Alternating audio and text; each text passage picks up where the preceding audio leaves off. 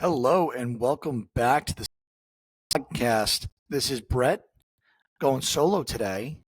Brought to you by Chinook Seedery. Use the discount code The Skipper's View to get 10% off all seeds. Let's jump into it. We got a lot of stuff to cover, and by we I mean me tonight. Hayden couldn't join us. He'll be back on Thursday. But let's start out with Shohei Ohtani. So the crazy thing going on right now in historical pursuits of Mr. Ohtani here. He's right now on pace for 154 runs scored this year. Currently, he sits at 118, and he's chasing some big-time players in the game. And obviously, we know Ohtani's a historic level player. I read an article via Bleacher Report today. Go check it out if you haven't seen it. But it essentially goes in on Shohei Ohtani and like the people he's chasing. So if you look at the seasons of 140 plus runs since the expansion era back in 1961, there's been 12 seasons where players have done this. Just 140, and Ohtani's on a pace for 154. So if we look at these guys who've done this, it's been Ronald Acuna, A-Rod, Sosa, Bagwell did it twice, Biggio, Larry Walker, Ellis Burks, Knobloch, A-Rod again, Lenny Dykstra, and Ricky Henderson. These are some of the best players we've ever seen in the game of baseball. This would be insane. And this is since 1961. So this is virtually a little bit short of a 70-year sample size. If we look at the 140 run seasons by decade since the modern era, so we're going from 1900 to 125 years worth of data, there have been only 2 decades where there have been double-digit 140 run seasons. And that was the 1920s with 13 and then the 1930s with 22. We obviously know a lot of that had to do with Babe Ruth and some of the legends back then. If you look in the most recent years, in the 2020s, there's been one season with 140 runs scored. In the 2010s, 0 seasons. 2000s, only 2. You have to go back to the 1990s, almost 30 years now of baseball. And in the 1990s, they had 7 guys have 140 plus run seasons, and we obviously know why. It's a steroid era. Numbers were inflated. And then if you go back to then, the 80s, you have one season in the 80s, 0 in the 70s, 0 in the 60s, 0s in the 50s. You have to go to the 1940s to find the next 140 run season by decade. This is insane. Insane. And Shohei Ohtani's about to crush 140 runs, and he's on pace for 154. I'm hoping he kills this. I would love to see him have this type of season. Sorry, I'm by myself today, so I'm going to say a few ums. If we look at the most recent seasons, Jeff Bagwell in 2000 had 152 runs scored, and this is for the most recent 150 plus run seasons. Ted Williams, 149. He had 150, and that was back in 1949. Joe DiMaggio had 151, and that was back in 1937. So the last 3 guys to eclipse 150 runs in a season, Bagwell in 2000, Ted Williams in 49, Joe DiMaggio in 1937. Let that sink in. That is some crazy, crazy, crazy stuff. And Shohei Ohtani is doing unfathomable things right now. It's absurd. I'm really, looking forward to seeing what the final number is here. But that's just how I wanted to start off the show. I wanted to give him, his kudos. And one last thing. So the most runs scored in a season, I know people are probably going to be interested in that. So in the modern era since 1900, the most runs ever scored in a season was 1921 by Babe Ruth. Gehrig had 167, 163. Ruth had a 163. Then Chuck Klein had 158 in the 30s. And then Babe Ruth had 2 158 run seasons back in 27 and 1920. Crazy, crazy stuff. Sorry, I'm tweeting this out right now that we are live. Okay, let's jump to the next topic. Milwaukee. So if you haven't been paying attention to baseball, Milwaukee has become a juggernaut. They won 14 games straight, and then they lost in extras to actually end the streak. So Milwaukee's been unreal. Um, and I feel like they're only going to get better. They just got Mizorowski back, and I can't wait for him to pitch again. But the Brew Crew, that win streak comes to an end, and they are currently sitting pretty in the National League. I think they are a real threat to anyone, and good luck to the Brewers. I'm only aligned to the Yankees, so I'd love to see the Brewers take the National League. I wanted to call out a outfielder who plays for the Miami Marlins. So the casual baseball fan is not going to know who Jacob Marcy is. He was a notable prospect, and the other day he hit a pair of home runs in a game, and with this, he tied the Miami Marlins record with 7 RBIs and a 13-4 win over the Cleveland Guardians. Marcy went 4 for 5. He had a 3-run homer in the first and a 2-run homer in the fifth, and then he had a 2-run double in the sixth. So the last Marlin to do this with 7 RBIs was Adam Duvall back in 2021. I don't know if Jacob Marcy is going to keep this up, but Peter Bendix acquired him, and it's Peter Bendix. So, you got to think maybe he's able to, make this work, pull it out. I got Dean text me on the side saying something negative. I don't know if I logged into Riverside the wrong way. I don't think so. But we're going to move on. Let's go to the Mets. They called up their top pitching prospect, Nolan McLean. He started on Saturday. He had a really nice web jam. If you saw it, he went behind the back and was able to pull off a double play. McLean, he was the second-ranked prospect in the Mets system. This was per Baseball America, and the number 40th in prospect in baseball. In his debut, he went 5 2/3 with 2 hits, allowed 4 walks, 8 strikeouts, and he threw 60% strikes. His pitch mix, for anyone who's wondering, he has 6 pitches in his mix, and he can throw a sinker at 95 miles an hour. He's got a 4-seamer, a slider, a sweeper, a splitter, and then a cutter, or a changeup, I think. So here we go. He has a ton of RPM on his curveball. So it is a curveball, not a changeup here. 3,279 RPM on his curveball. That's one of the highest spin rates in all of baseball. So this guy is going to be super interesting for the Mets.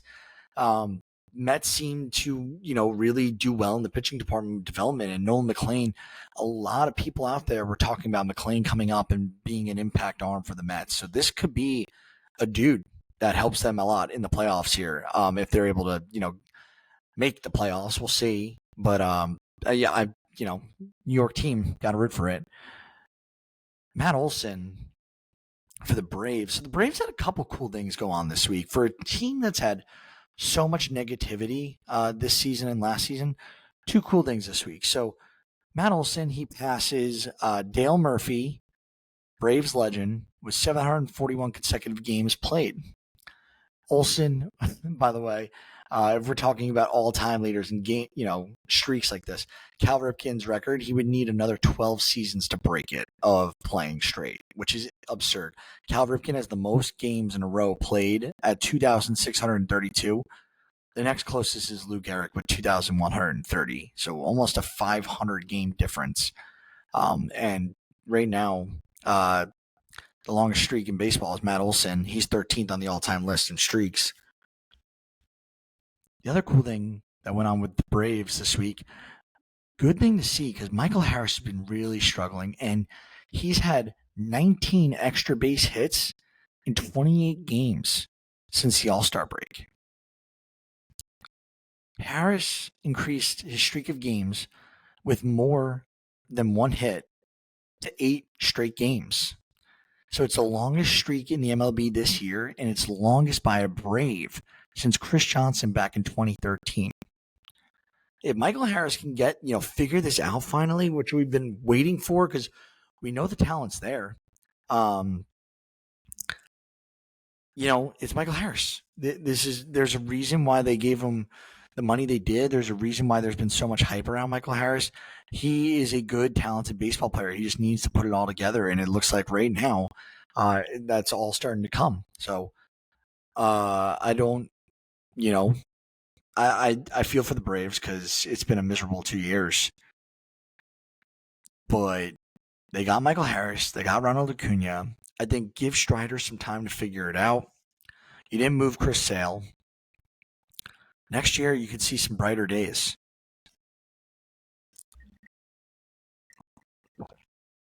So something newsworthy that I saw this week with the Twins.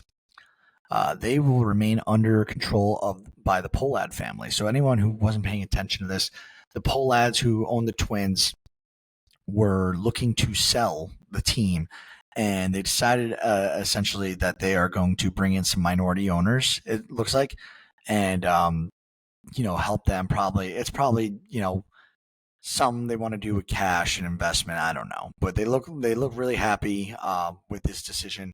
So they are looking for strong partnerships, fresh ideas, and long term vision. So they added two significant limited partnership groups, each of whom will bring a wealth of experience and share family values. That's what the poll ad said. We'll see how it works out. New York, this is the Yankees. So I wrote about this in my weekly Yankees piece, and I put it in there, quote unquote. Brian Cashman said he hasn't lost belief in the Yanks' chances to win the AL East. So, for those who don't know, right now the Yankees are 5.5 games back from Boston and Toronto. Boston's 5 games back from Toronto. Yankees are right on Boston's tail, but they're still, searching. And they had a great week last week. They won 5 of 6. They swept the Cardinals. They beat up on Minnesota. Took 2 games to 1. I don't know. Brian Cashman obviously is the GM. He's not going to put out negative stuff if he doesn't have to. But why are the Yankees like? I don't think it's appropriate for Brian Cashman to continue to comment on it. And when I say that, I don't mean it's his team.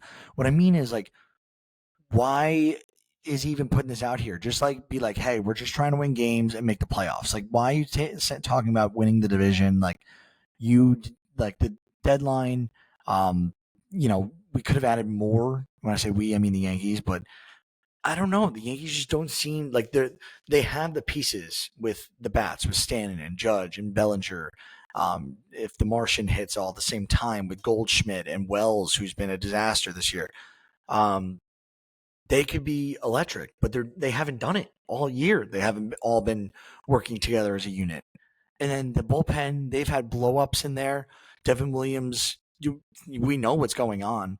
This is for Cashman to say this, it's just why put extra, stress on the team right now. Just focus on winning. Don't comment about winning the division when you're 5.5 games back with less than 40 games to play.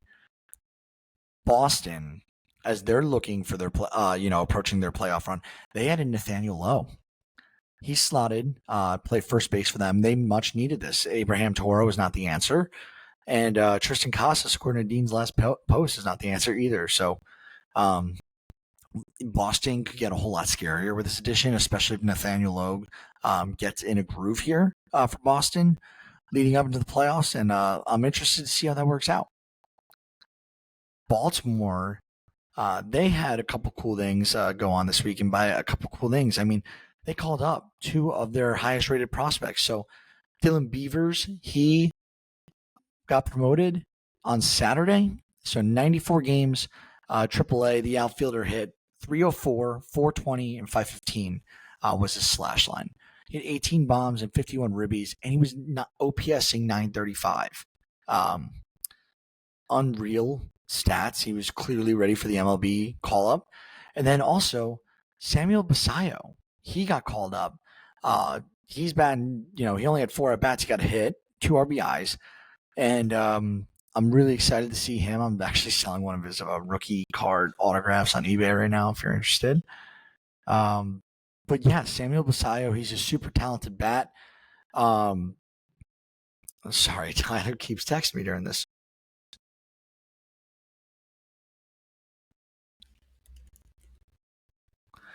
I might have hit something wrong on the recording, but yeah. So as I keep going, Samuel Basayo, Dylan Beavers. The Baltimore Orioles are, they're 10 games below 500, and that's with virtually no pitching staff. I'm very excited to see how they do next year. Um, I still think they have hope. And then Brandon Young for Baltimore this week, he took a perfect game in the eighth. He was 4 outs away from the 25th perfect game of all time. Brandon Young's a guy we haven't even heard of, and it's like they just get a few pitchers in this rotation, added with the young talent, the Westbergs, the Jackson Holidays, and the Beavers and the Samuel Basayos of the world. This can be a great team, especially when all those pieces hit and they're all following the leadership of George. Sorry, I was about to say Westberg again. Oh my goodness, Gunnar Henderson. They can be nasty. So I'm going to keep going. Let's talk about one last thing in the big hot corner this week. So Rob Manfred, he suggests that the MLB could geographically realign divisions if the league expands. So this is, another Doric Sam put this out on Bleacher Report. I thought it was pretty cool, the take. So essentially, Manfred said last year he hopes to have, the process in place to expand to 32 teams before he retires in 2029. 4 years from now, Manfred wants to retire and he wants to add 2 more teams. So, according to USA Today's Bob Nightingale, he reported last month that the MLB believes the 2 strongest markets remain to be Salt Lake City, Utah. I'm sure Hagan would be thrilled with that, and Nashville. He added the league has no plans on expansion to franchise Oakland, which obviously everyone knows the Athletics lost last year. So the A's will officially move to Vegas in 2028. That takes Vegas out. I think Nashville and Utah would be great. I would love Indianapolis to add a team, but that's not going to happen. I think there are a few other good cities, maybe a team in the Carolinas, maybe a team in Alabama, just like throw out a mix out there. I know that sounds random, but I feel like baseball could thrive in pretty much any, mid-market, even small market city. I feel everyone loves baseball. So, maybe not that small, but you get the what I'm saying. So let's talk about some injuries and news that happened this week. Boston, Marcelo Meyer, young prospect for them. He's been playing this season. He's been solid. He's to undergo season-ending wrist surgery. That sucks for Boston. He's supposed to, he was a top 10 prospect at one point. He's super talented, and he is going to be a problem or a thorn in the Yankee side for the next 10 years with this youth movement going up in Boston. But his season is done.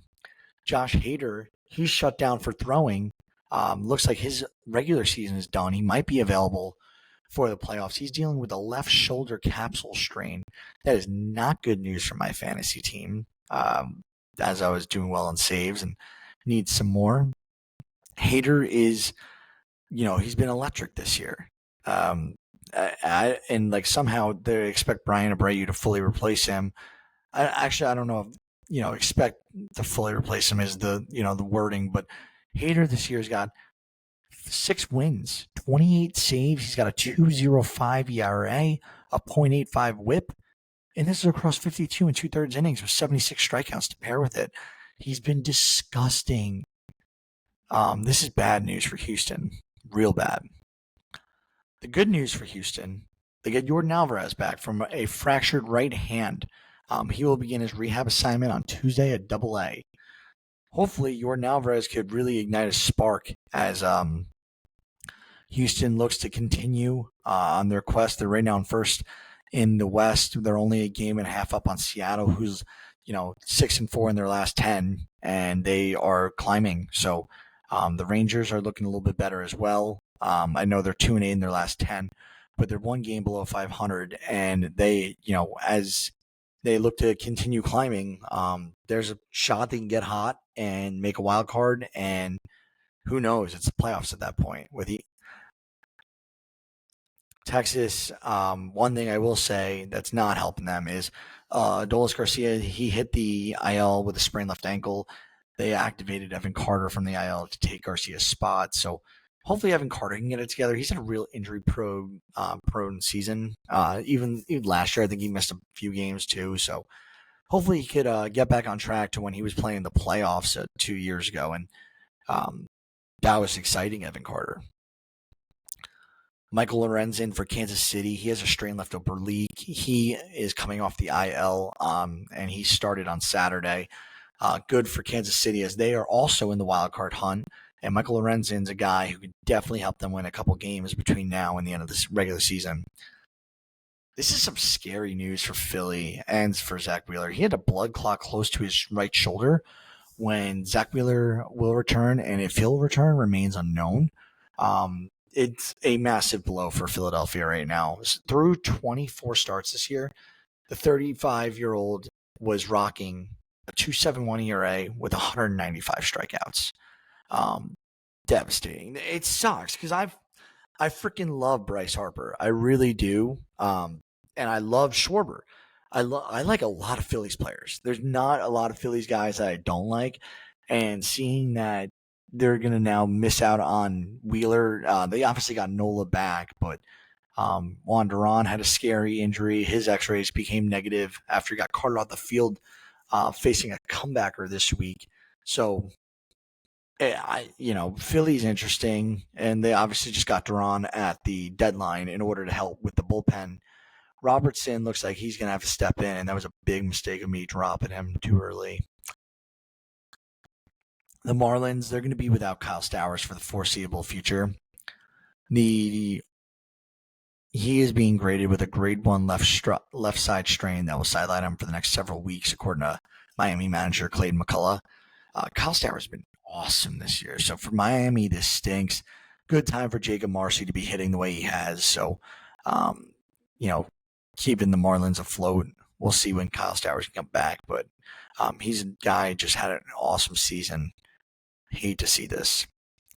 The Cubs catcher Miguel Amaya, he left the game against Toronto with a sprained left ankle following a play at first base. So he hits the IL, and it stinks because he just returned after missing 2.5 months of play with an oblique injury. So Miguel Amaya kind of having a lost season here. Pittsburgh's O'Neal Cruz was put on the 7-day IL for a concussion. He was in a collision in the outfield. O'Neal Cruz is obviously one of the stars in the league, so we want him back as soon as possible. Hopefully he's all right and gets back to baseball activities as soon as possible in a healthy way. Dylan Cruz, he was activated from the 60-day IL.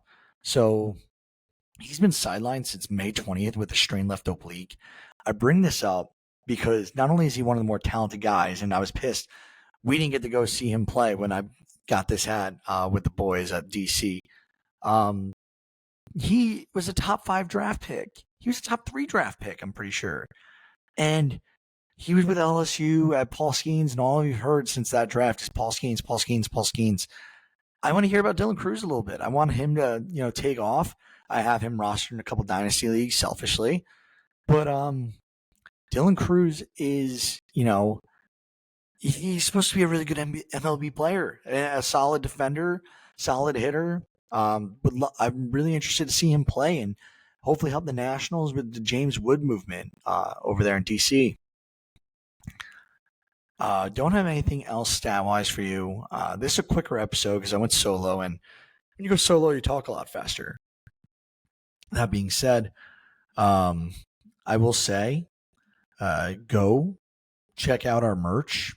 I don't really highlight it enough because I know people money's tight. So if people do want to help us out for all the work we do, go purchase some merch from the website. Also, go just read our blogs or subscribe to our blogs if you want. We're putting out new content every day. Some of the new blogs we had this week, the big one that we'll talk about real quick is Dean came on our last episode and talked about how he created a new website. And essentially, Dean had worked on creating a few new stats, both for pitching and for hitting. And he put it together in a website where you're able to put together your own stats and how you want to see players and rank players. And the graphics for it are sick. The user interface is so easy. I haven't had my chance to play around with it fully personally, but I got a demo from Dean. It looks awesome. So go check out his article. Go read it. It's a really good piece. But outside of that, we plan to go Thursday again. Hagen will be here then. And we'll pick up where we left off. Maybe we'll get a war update. I'll talk to Hagen about that. And outside of that, enjoy the rest of your Monday nights. Bye.